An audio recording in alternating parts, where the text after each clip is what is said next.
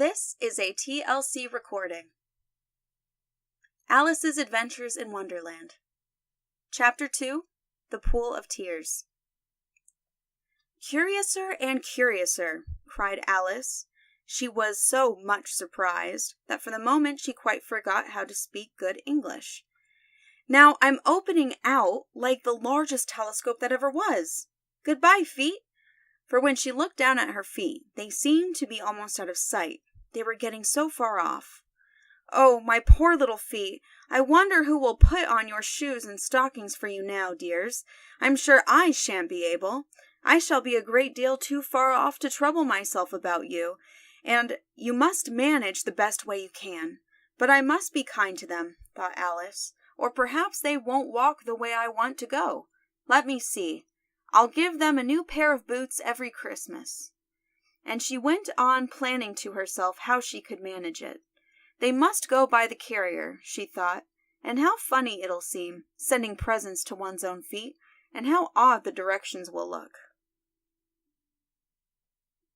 Alice's right foot, hearthrug, near the fender, with Alice's love. Oh dear, what nonsense am I talking? Just then her head struck against the roof of the hall. In fact, she was now more than 9 feet high, and she at once took up the little golden key and hurried off to the garden door. Poor Alice! It was as much as she could do, lying down on one side to look through into the garden with one eye, but to get through was more hopeless than ever. She sat down and began to cry. "You ought to be ashamed of yourself," said Alice. "A great girl like you," she might well say this, "to go on crying in this way. Stop this moment, I tell you." But she went on all the same, shedding gallons of tears until there was a large pool all round her, about 4 inches deep and reaching half down the hall. After a time, she heard a little pattering of feet in the distance, and she hastily dried her eyes to see what was coming. It was the White Rabbit returning, splendidly dressed, with a pair of white kid gloves in one hand and a large fan in the other. He came trotting along in a great hurry, muttering to himself as he came, "Oh, the Duchess, the Duchess! Oh, won't she be savage if I've kept her waiting?" Alice felt so desperate that she was ready to ask help of anyone. So, when the rabbit came near her, she began in a low, timid voice, "If you please, sir." The rabbit started violently, dropping the white kid gloves and the fan, and scurried away into the darkness as hard as he could go. Alice took up the fan and gloves, and as the hall was very hot, she kept fanning herself all the time she went on talking. "Dear, dear, how queer everything is today, and yesterday things went on just as usual. I wonder if I've been changed in the night. Let me think. Was I the same when I got up this morning? I almost think I can remember feeling a little different, but if I'm not the same, the next question is, who in the world am I? Ah, that's the great puzzle." And she began thinking over all the children she knew that were of the same age as herself, to see if she could have been changed for any of them. "I'm sure I'm not Ada," she said, "for her hair grows in such long ringlets, and mine doesn't go in ringlets at all. And I'm sure I can't be Mabel, for I know all sorts of things, and she knows such a very little. Besides, she's she, and I'm I. And oh dear, how puzzling it all is. I'll try if I know all the things I used to know. Let me see. 4 times 5 is 12, and 4 times 6 is 13, and 4 times 7 is... Oh dear, I shall never get to 20 at that rate. However, the multiplication table doesn't signify. Let's try geography. London is the capital of Paris, and Paris is the capital of Rome, and Rome... No, that's all wrong, I'm certain. I must have changed for Mabel. I'll try and say, how doth the little... And she crossed her hands on her lap as if she were saying lessons, and began to repeat it. But her voice sounded hoarse and strange, and the words did not count the same as they used to.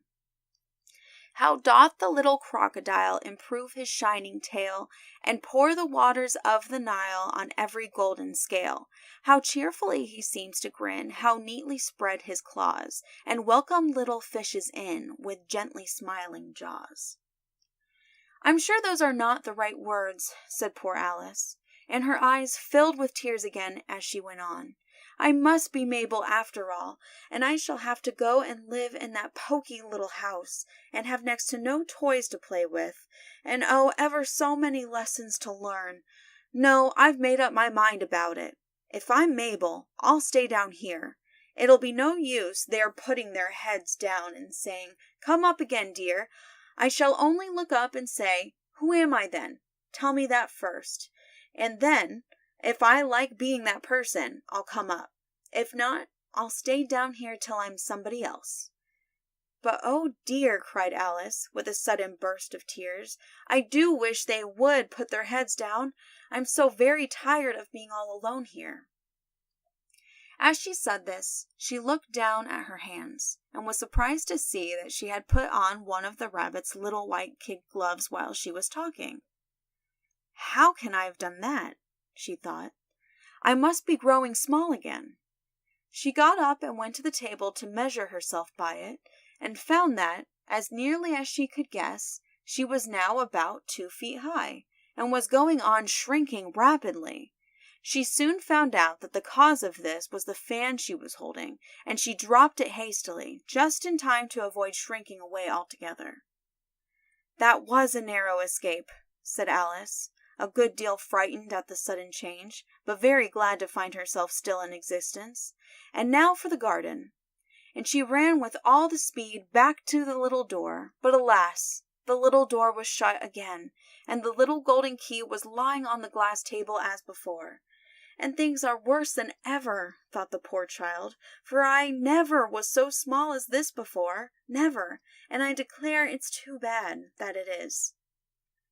As she said these words, her foot slipped, and in another moment, splash! She was up to her chin in salt water. Her first idea was that she had somehow fallen into the sea, and in that case I can go back by railway, she said to herself. Alice had been to the seaside once in her life, and had come to the general conclusion that wherever you go to on the English coast, you can find a number of bathing machines in the sea, some children digging in the sand with wooden spades, then a row of lodging houses, and behind them a railway station.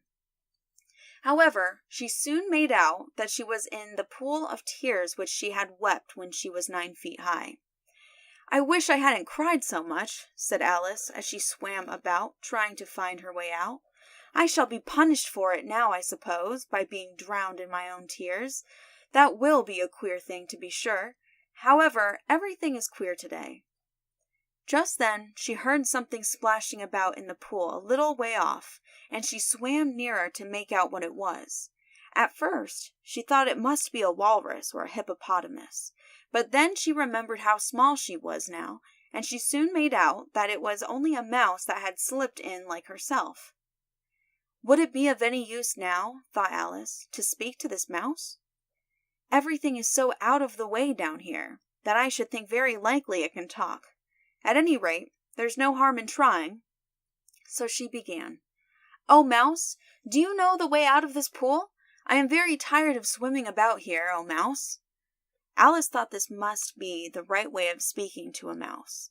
She had never done such a thing before, but she remembered having seen in her brother's Latin grammar, "A mouse, of a mouse, to a mouse, oh mouse." The mouse looked at her rather inquisitively, and seemed to her to wink with one of its little eyes, but it said nothing. "Perhaps it doesn't understand English," thought Alice. "I dare say it's a French mouse, come over with William the Conqueror." For with all her knowledge of history, Alice had no very clear notion of how long ago anything had happened. So she began again, "Oui est mouchette?" which was the first lesson in her French lesson book.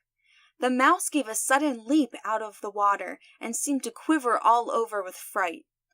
"Oh, I beg your pardon," cried Alice hastily, afraid that she had hurt the poor animal's feelings. "I quite forgot you didn't like cats." "Not like cats," cried the mouse in a shrill, passionate voice. "Would you like cats if you were me?" "Well, perhaps not," said Alice in a soothing tone. "Don't be angry about it. And yet I wish I could show you our cat Dinah. I think you'd take a fancy to cats if you could only see her. She is such a dear, quiet thing," Alice went on, half to herself as she swam lazily about in the pool. "And she sits purring so nicely by the fire, licking her paws and washing her face, and she is such a nice, soft thing to nurse. And she's such a capital one for catching mice." "Oh, I beg your pardon," cried Alice again. For this time the mouse was bristling all over, and she felt certain it must be really offended. "We won't talk about her any more if you'd rather not." "We indeed," cried the mouse, who was trembling down to the end of his tail. "As if I would talk on such a subject. Our family always hated cats. Nasty, low, vulgar things. Don't let me hear the name again." "I won't indeed," said Alice, in a great hurry to change the subject of the conversation. Are you fond of dogs?" The mouse did not answer, so Alice went on eagerly. "There is such a nice little dog near our house I should like to show you. A little bright-eyed terrier, you know, with, oh, such long, curly brown hair. And it'll fetch things when you throw them, and it'll sit up and beg for its dinner, and all sorts of things. I can't remember half of them, and it belongs to a farmer, you know, and he says it's so useful, it's worth £100. He says it kills all the rats and—" "Oh, dear!" cried Alice in a sorrowful tone. "I'm afraid I've offended it again," for the mouse was swimming away from her as hard as it could go, and making quite a commotion in the pool as it went. So she called softly after it, "Mouse dear, do come back, and we won't talk about cats or dogs either, if you don't like them." When the mouse heard this, it turned round and swam slowly back to her. Its face was quite pale, with passion, Alice thought, and it said in a low, trembling voice, "Let us get to the shore, and then I'll tell you my history, and you'll understand why it is I hate cats and dogs." It was high time to go, for the pool was getting quite crowded with the birds and animals that had fallen into it.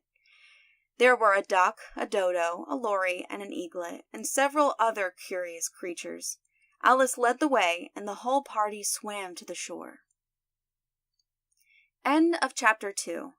Please click the link below to continue on to Chapter 3. This has been a TLC recording. Thank you for listening, and please be sure to subscribe.